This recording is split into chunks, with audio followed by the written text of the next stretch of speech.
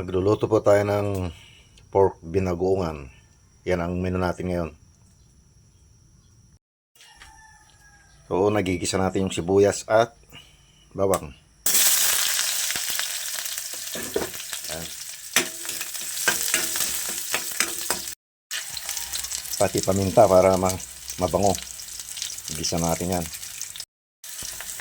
Pakiramdam ko kasi parang mas masarap kung maglagay tayo ng sili. Ayan. Igisa na natin yan.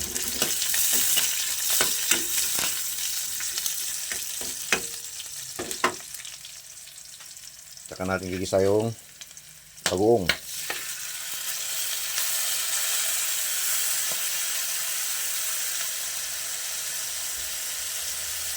Yan. Sila para hindi maalat.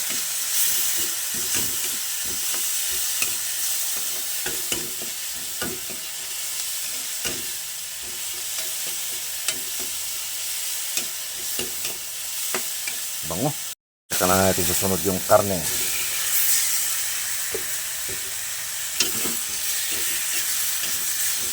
So, tayo na lang natin.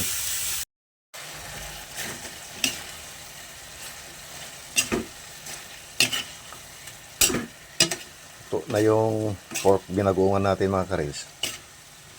Okay, tama na to. Kunti lang nilagay natin para di maalat.